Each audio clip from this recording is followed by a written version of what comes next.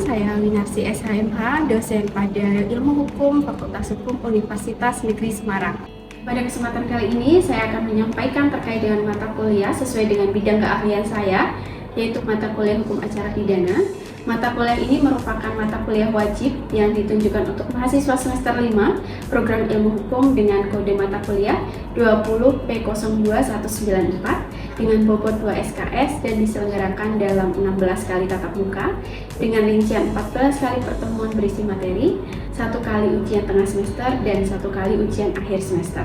Mata kuliah ini merupakan salah satu mata kuliah yang mempelajari asas-asas maupun ketentuan hukum acara pidana yang mengkaji dasar-dasar beracara pidana, meliputi pembahasan tentang pengertian dan ruang lingkup hukum acara pidana, asas-asas dan sejarah hukum acara pidana, pemeriksaan pendahuluan yang di dalamnya berisi terkait dengan penyelidikan dan penyidikan, terus membahas terkait dengan penuntutan serta pemeriksaan di sidang pengadilan, serta putusan akhir dan diakhiri dengan upaya hukum. Mata kuliah ini untuk memahami dan menganalisa terkait dengan masalah-masalah yang berhubungan dengan penerapan hukum pidana terhadap pelaku kejahatan ataupun tindak pidana dengan menggunakan acara ataupun proses beracara yang baik, mulai dari penyelidikan, penyidikan, penuntutan, sampai dengan proses peradilan. Bahkan akan ditutup dengan upaya hukum. Adapun capaian pembelajaran lulusan dalam mata kuliah ini adalah CPL 1, CPL 2, CPL 3, dan CPL 4 sesuai dengan yang telah tertuang di dalam RPS. Sedangkan CPMK yang diharapkan dari mata kuliah ini adalah CPMK 1 mampu menerapkan pemikiran logis, sistematis, dan inovatif dalam konteks pengembangan dan implementasi ilmu pengetahuan dan teknologi. CPMK 2 yaitu mahasiswa diharapkan menguasai pengetahuan dan kemahiran berpikir yuridis yang diperlihatkan melalui kemampuan untuk menganalisis dan membangun argumentasi ataupun penalaran hukum. Dan CPMK 3 yaitu mampu menganalisis dan menerapkan dasar-dasar keahlian hukum pidana dalam menyelesaikan berbagai permasalahan kasus-kasus tindak pidana di dalam masyarakat. CPMK 4 yaitu taat hukum dan disiplin dalam kehidupan bermasyarakat dan bernegara serta menginternalisasi nilai, norma, dan etika akademik. 3 komponen utama dalam proses pembelajaran ini adalah delivery, interaktif, dan asesmen.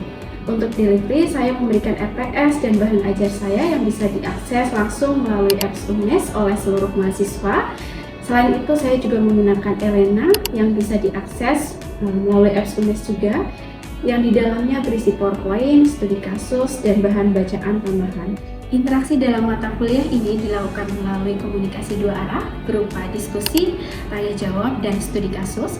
Sedangkan asesmen dalam mata kuliah ini dilakukan melalui 2, yaitu asesmen formatif dinilai melalui proses kuis dengan bobot 5%, tugas dengan bobot 5%, proyek dengan bobot 25%, dan asesmen partisipatif dengan bobot 25% sesuai dengan RPS. Sedangkan asesmen sumatif dilakukan melalui UTS dengan bobot 20% dan UAS dengan bobot 20%.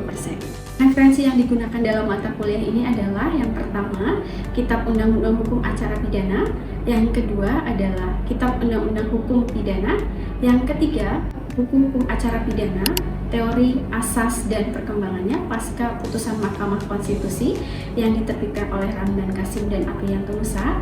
Yang keempat adalah Hukum Acara Pidana dalam Teori dan Praktek karya Feby Mutiara Nelsa. Terus yang terakhir adalah Surat Dakwaan dalam Hukum Acara Pidana karya dari Andi Hamzah. Baik, berikut ini adalah video pembelajaran mengenai mata kuliah Hukum Acara Pidana dengan materi bentuk-bentuk surat dakwaan pada pertemuan ke-6. Assalamualaikum warahmatullahi wabarakatuh. Oke, selamat pagi semuanya. Sehat ya hari ini ya? Oke, pada hari ini kita akan membahas terkait dengan jenis-jenis surat dakwaan. Ini merupakan materi lanjutan dari pertemuan kita yang ke-5 kemarin. Pertemuan kita yang ke-5 kemarin itu membahas terkait dengan penuntutan ya. Ada yang masih ingat sebelum itu kita membahas terkait dengan pra penuntutan. Pra penuntutan itu apa kemarin? Oke, silakan siapa yang mau menjawab? Oke, Rafael silakan. Baik, berdasarkan pertemuan kemarin, pra penuntutan adalah proses pengalihan dari kepolisian kepada kejaksaan yang mana apabila sudah cukup kejaksaan akan menerbitkan surat P21. Namun apabila kurang cukup maka kejaksaan akan menerbitkan surat P18 dan P19 untuk diperbaiki terlebih dahulu. Baik, jadi betul ya Rafael bahwa kemarin itu sudah dibahas terkait dengan perkara, yaitu proses bolak-baliknya perkara sebelum perkara tersebut itu dialihkan sepenuhnya ke kejaksaan. Jadi kalau misalkan nanti saudara di semester 6 gitu nanti ada istilah P19, P21, ya proses bolak-baliknya perkara adalah sebelum berkas tersebut itu P21 gitu.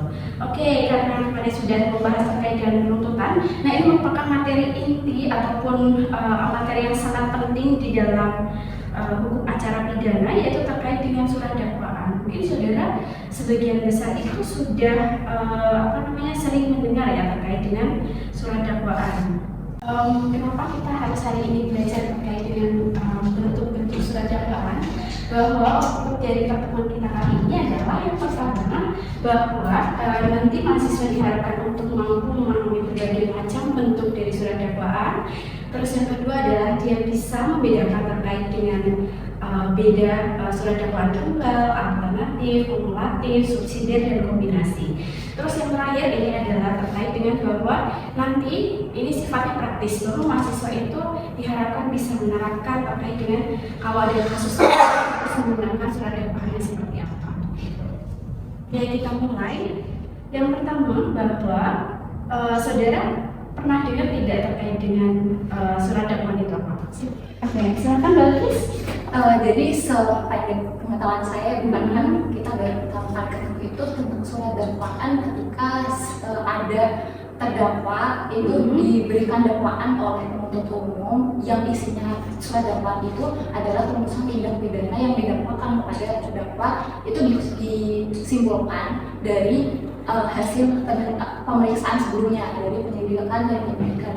Oke, jadi betul ya, didakwakan kepada terdakwa, dan ini muatannya itu adalah dari proses penyidikan yang diberikan oleh kepolisian. Jadi nanti kalau misalkan saudara berpraktek gitu ya, terus menemukan bahwa ada perbedaan gitu dari penyidikan ke penuntutannya gitu, seharusnya itu tidak diperbolehkan secara teori gitu. Nah, terus kita beralih kepada apa sih sebenarnya fungsi dari surat dakwaan itu. Jadi surat dakwaan itu ibaratnya di dalam persidangan itu seperti pagar untuk para penegak hukum di dalam membuktikan, di dalam melakukan pembuktian di dalam persidangan. Ini ada 3 fungsi. Yang pertama adalah untuk jaksa. Untuk jaksa jelas ya bahwa itu merupakan pagar bahwa apa sih yang harus dibuktikan di dalamnya gitu. Itu disajikan di dalam surat tuntutan nanti. Dan artinya bahwa di dalam surat dakwaan itu kan dia belum berisi terkait dengan ancaman hukuman, belum berisi terkait dengan pembuktian itu yang yang sesuai itu yang mana. Nah, ini merupakan dasar dari surat tuntutan nanti gitu. Nah, terus yang kedua adalah dia untuk terdakwa jelas ya bahwa itu merupakan pagar bahwa nanti ketika misalkan yang bersangkutan itu ingin mengajukan pembelaan, pledoi gitu. Nah, itu fungsinya adalah sejauh mana dia harus menangkis terkait dengan apa yang sudah dilakukan kepada si terdakwa itu. Nah, terus yang ketiga adalah untuk majelis hakim jelas ya bahwa itu kalau misalkan saudara jadi majelis hakim atau jadi hakim nantinya, ya apa yang akan dibuktikan di dalam persidangan itu ya apa yang sudah disajikan di dalam surat dakwaan. Dalam artian bahwa misalkan gitu bahwa di situ itu dia didakwa melakukan pelecehan seksual gitu misalkan. Nah, ketika saudara menjadi majelis hakim, ya hanya pelecehan seksual yang sudah disajikan di dalam surat dakwaan saja yang dibuktikan gitu. Jangan misalkan nanti ada tindak pidana lain misalkan pencurian gitu.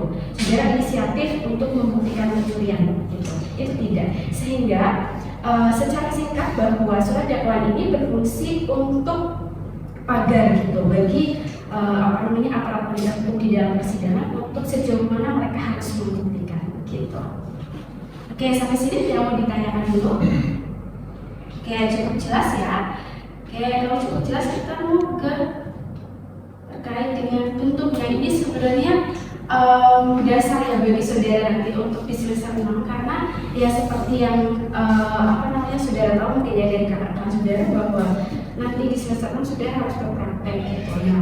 Nah, surat dakwaan ini merupakan tonggak dalam artian bahwa kalau ternyata surat dakwaannya itu nanti bermasalah atau dia itu salah pengaplikasiannya gitu. Misalkan ada 2 TP pembunuhan dan pencurian, tapi saudara menggunakannya alternatif murni, nah gitu itu tidak tepat gitu. Jadi ibarat baju gitu, itu udah nggak sesuai gitu terkait dengan penggunaannya. Pertama adalah surat dakwaan tunggal, yaitu adalah ini merupakan surat dakwaan yang paling sederhana.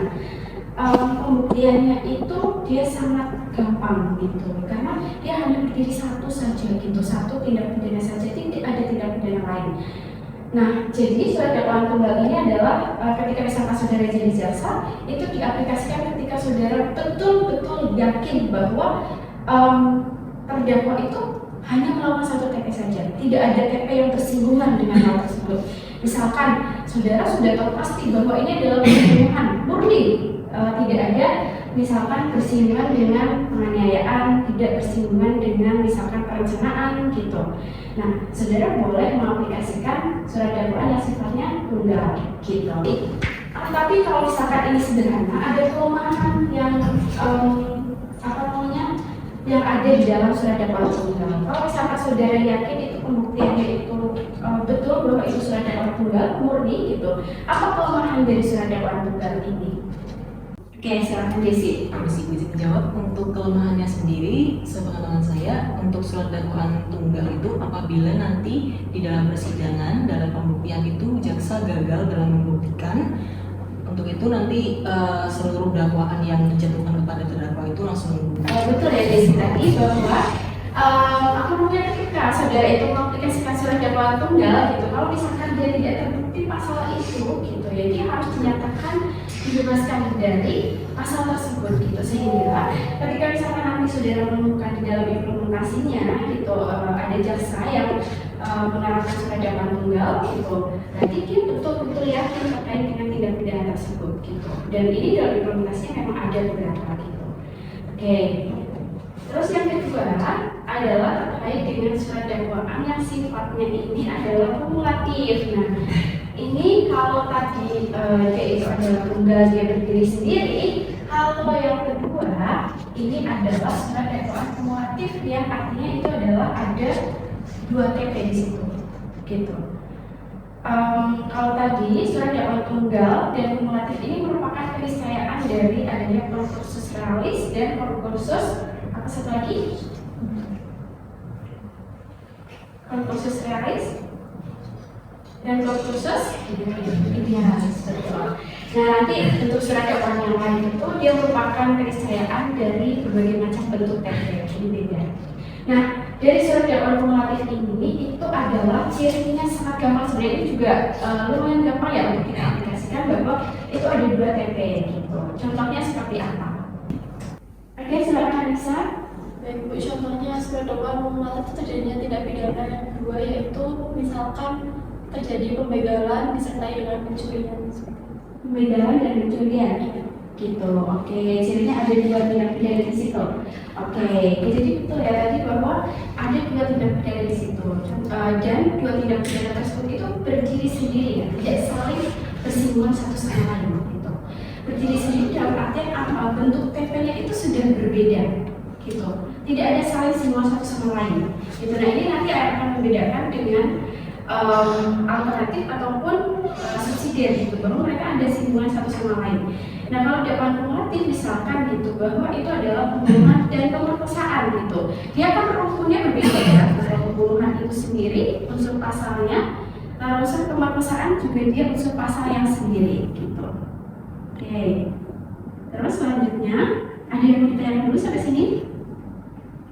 Tidak ya, ini cirinya adalah dia menggunakan yang lain. Jadi misalkan dakwaan pertama pembunuhan dan kedua pemerkosaan gitu. Bisa dibayangkan ya. Oke, kalau tidak ada yang mau ditanyakan, kita lanjut ke yang ketiga. Oke, yang ketiga ketiga adalah ini dakwaan alternatif. Ini sudah lumayan kompleks ya di antara kedua dakwaan tadi. Yang ketiga adalah dakwaan alternatif. Ini dakwaan alternatif itu adalah dakwaan yang satu dengan yang lain itu saling mengecualikan.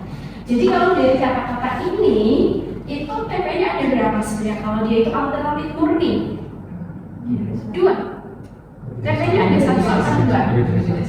1. Lebih dari 1 kalau alternatif. Yakin? Dibaca dulu coba. Dia saling mengecualikan satu dengan yang lainnya.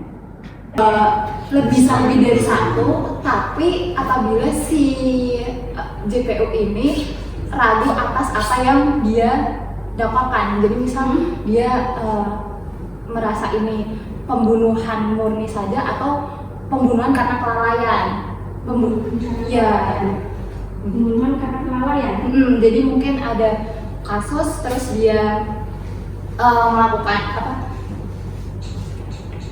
Dia si terdakwa ini tidak melakukan apa-apa terhadap orang yang meninggal sehingga dia dapat didakwa dengan pembunuhan atau enggak pembunuhan dan pembunuhan berencana deh yang biasanya ini ya oke pembunuhan dan pembunuhan berencana misal dia kelihatan seperti pembunuhan yang karena gelap mata yang langsung, tapi setelah ditelusuri ada unsur-unsur yang bisa menyebabkan itu dikatakan bahwa itu pembunuhan berencana. Oke, jadi pembunuhan berencana dan atau pembunuhan berencana. Oke, jadi tadi ya Bagus ada salah satu contoh gitu bahwa itu contohnya alternatif adalah dia pembunuhan berencana atau pembunuhan biasa gitu. Jadi itu sebenarnya TP-nya 1 atau 2 sih kalau seperti itu? 1. Tidak bedanya 1 ya, dia mengakibatkan seseorang meninggal gitu. Sehingga dakwaan alternatif ini adalah tindak pidananya 1, tapi jaksa itu ragu untuk mengaplikasikan sebenarnya ini bentuknya itu ke yang mana sih gitu. Misalkan contohnya gitu, kualifikasinya itu penadahan atau dia itu adalah pencurian gitu.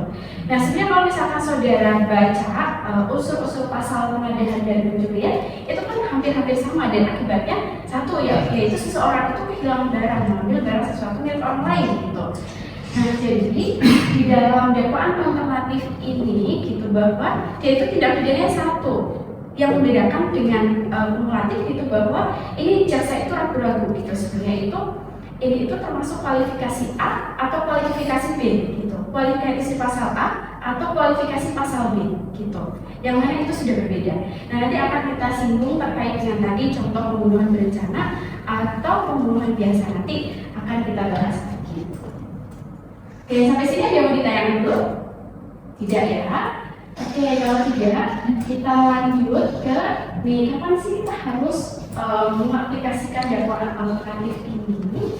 Jadi ada 2 kondisi ketika yang pertama adalah ketika saudara jadi PU, dia itu ragu bahwa perbuatan yang mana sih, yang A atau yang B yang akan terbukti gitu. Karena saudara hanya mendapatkan misalkan fakta-fakta barang bukti, alat bukti A, B, C gitu, tapi tidak tahu nih kualifikasi tindak pidana yang akan dijatuhkan oleh hakim, apakah itu TPA ataukah itu TPP gitu. Jadi yang kedua ini juga saling bersinggungan bahwa PU juga ragu terkait dengan kualifikasi pasal mana yang akan diterapkan oleh hakim gitu. Karena kan kalau misalkan saudara jadi jaksa itu nanti kan pengaplikasiannya itu kan yang membuktikan itu hakim ya, yang menilai gitu. Dan penilaian tersebut itu kan biasanya dari pembuktian. Jadi saudara belum tahu tuh yang mana sekiranya yang akan terbukti. Jadi saudara sebagai jaksa hanya berusaha untuk menyajikan pagar-pagarnya. Ya terus yang kedua ini hampir bersinggungan, bukan sama tapi bersinggungan ya. Nanti mungkin saudara ada yang sulit untuk membedakan antara alternatif dan subsidiaritas. Jadi dakwaan yang keempat ini adalah terkait dengan dakwaan subsidiar. Nah ini dakwaan subsidiar itu adalah dia itu disusun secara berurutan gitu. dari cirinya itu adalah dia disusun dari ancaman hukuman yang paling tinggi ke ancaman hukuman yang lebih rendah gitu.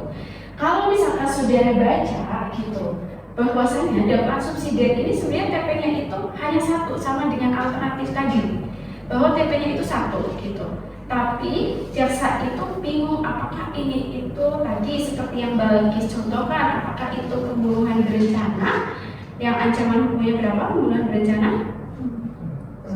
15 bisa sampai 20. Oke. Nah, 15 atau 20 tahun, ataukah misalkan dia itu pembunuhan biasa gitu yang ancaman hukumannya lebih ringan, ataukah seseorang itu sebenarnya itu dia hanya untuk menganiaya gitu, terus dia itu tiba-tiba meninggal gitu kan, itu dalam artian bahwa tujuannya adalah bukan untuk membunuh, tapi dia itu hanya ingin melemahkan gitu. Nah itu merupakan dakwaan subsidiar gitu. Jadi dia diurutkan dari dakwaan yang ancaman hukumannya paling tinggi ke dakwaan yang paling rendah. Seperti yang tadi Ibu contohkan, bahwa untuk dakwaan subsidiar ini adalah akibatnya satu, misalkan tadi orang itu meninggal gitu. Ya akibatnya hanya satu, orang itu meninggal saja gitu. Tapi saudara ragu gitu bahwa ini meninggalnya itu karena ada rencana atau karena memang dia itu spontan gitu melakukan pembunuhan, atau ternyata gitu dia itu hanya ingin melemahkan gitu, tapi dia karena kondisi tertentu akhirnya meninggal gitu.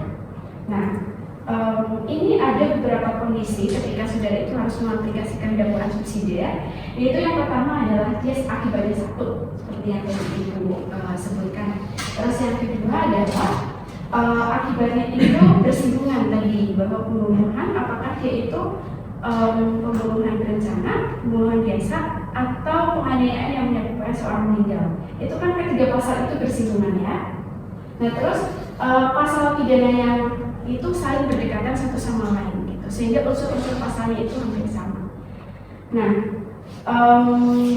ini sudah ada contohnya seperti yang tadi sudah Ibu contohkan. Nah atau ini aja deh beda di antara keduanya, coba. Ini kalau saya salah ya, dari apa yang tadi saya tahu, kalau tentang alternatif, sebenarnya antara alternatif dan subsidiar itu TPR tetap cuma satu. Tapi bedanya kalau alternatif itu memberikan pilihan kepada hakim, sedangkan kalau subsidiar dia tuh meruntutkan dari yang paling berat sama yang paling ringan. Tadi sudah disampaikan sama Loli bahwa kapan harus menggunakan alternatif dan kumulatif. Kalau tadi pendapat Loli bahwa kalau alternatif itu dia memberikan pilihan kepada hakim, kalau subsidiar itu dia meruntutkan gitu. Nah ini yang membedakan juga nanti pembuktiannya di dalam persidangan. Pembuktian dakwaan alternatif dan kumulatif itu berbeda. Selain tadi yang Ibu sebutkan bahwa alternatif itu dia itu bingung apakah TPA atau TPB gitu. Kualifikasi pasalnya berbeda. Nah selain itu bahwa di dalam pembuktiannya gitu, surat dakwaan alternatif itu kan tadi sudah disebutkan ya. Ini kalau nanti sudah jadi hakim, terus ada surat dakwaan alternatif seperti ini beda pembuktiannya dengan surat dakwaan yang sifatnya subsidiar. Oke, kalau saudara jadi hakim, nanti disajikan dua dakwaan ini. Maka kalau sudah ada surat dakwaan alternatif, terus ternyata saudara itu sudah disajikan fakta di persidangan, alat buktinya itu sudah merujuk kepada TPP ini misalkan gitu, maka saudara boleh memutuskan langsung bahwa itu adalah tindak pidana B tanpa mempertimbangkan tindak pidana A gitu. Jadi saudara sudah yakin bahwa itu adalah tindak pidana penahanan gitu, bukan pencurian. Terus ini adalah untuk surat dakwaan yang ketiga, yaitu campuran atau kombinasi.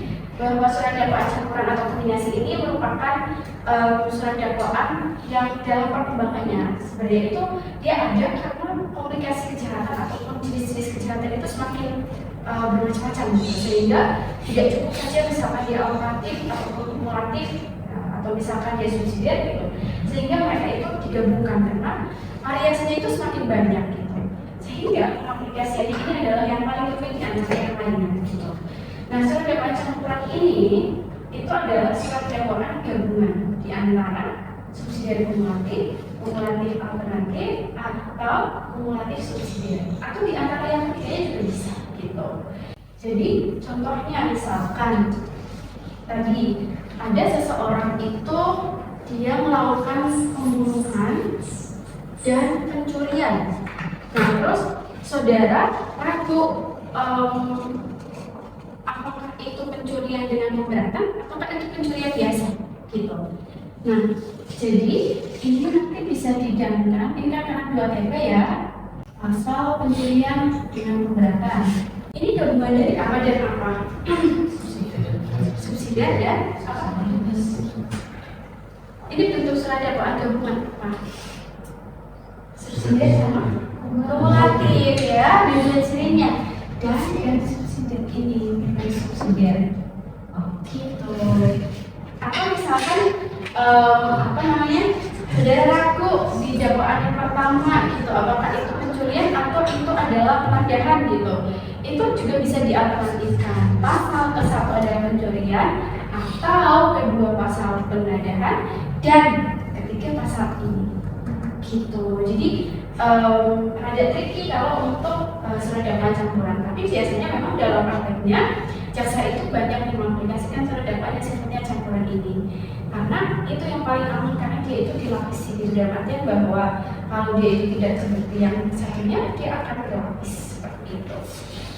Ini ada sebuah kasus nanti silakan saudara baca dan nanti dicermati dulu nanti seperti apa sih harus surat dakwaan itu yang harus diaplikasikan dalam kasus tersebut gitu. Ya, jadi ini merupakan tugas untuk minggu besok ya. Jadi nanti minggu besok silakan saudara bawa jenis surat dakwaan seperti apa yang akan diaplikasikan di dalam kasus tersebut. Tapi sebelum kita mengakhiri perkuliahan, ini ada kuis ya, tadi seperti yang sudah dijelaskan. Kuis ini digunakan untuk merupakan salah satu komponen penilaian. Silakan saudara keluarkan HP untuk scan QR-nya. Ini merupakan overview dari materi yang ada hari ini.